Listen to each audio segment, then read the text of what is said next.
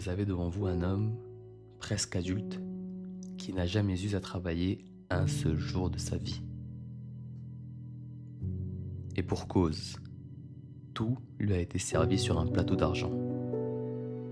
Chauffeur en Mercedes qui le déposait à l'école, 2 femmes de ménage, dont une pour lui faire son lit et l'autre pour lui faire à manger, des loyers égaux à un SMIC payé par papa. Non, vraiment, il ne manque de rien. Et pourtant, le voilà à noircir des carnets et à parler devant un micro.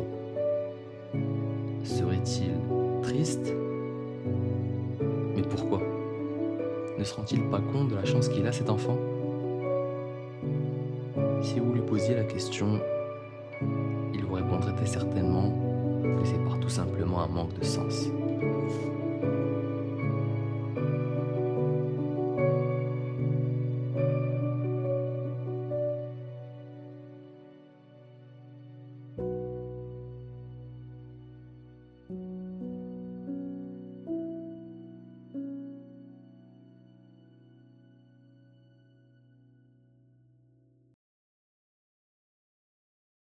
Au début, je voulais vous faire une ode à l'antiproductivité. Je voulais dire aux gens autour de moi, et à vous aussi, à quel point vous vous mettez le doigt dans l'œil en essayant de vous accaparer un maximum de richesses au détriment de votre santé physique et spirituelle. Puis m'est venue la réflexion suivante.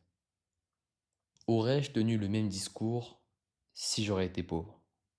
C'est bien beau de parler de paix intérieure, de paix d'esprit, quand le frigo il est plein. Mais s'il aurait été vide, aurais-je pensé la même chose? Il me paraît évident que non.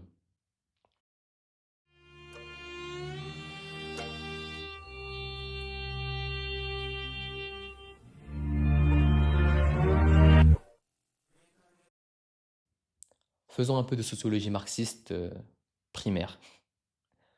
On a les idées de notre condition matérielle. En gros, l'enfant de prolétaire vote à gauche, celui du milliardaire à droite.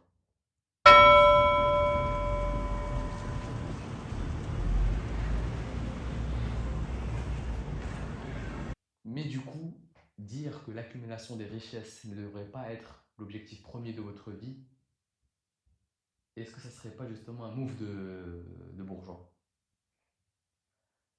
On pourrait même y voir par là une stratégie assez malicieuse de ma part, pour vous empêcher d'acquérir mes richesses. J'en ai aucune idée. Mais le fait est que je ne me sentais pas bien. J'ai trouvé des solutions. J'aimerais les partager au monde, mais j'ai peur de sa réaction.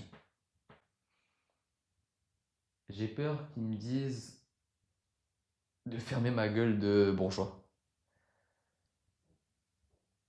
J'ai peur qu'ils me disent bah, c'est facile pour toi, vu que t'as le frigo plein. J'en viens à penser que si mon père aurait été plus pauvre, ma parole aurait été peut-être plus légitime. Aussi, je suis très gêné de vous parler d'ode à l'antiproductivité quand c'est exactement l'inverse qui m'a amené jusqu'ici.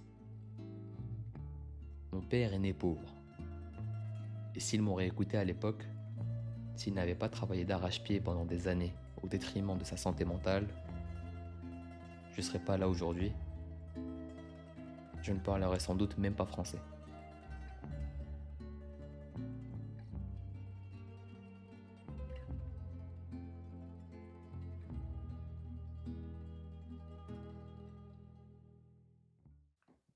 Que dois-je en conclure de tout ça?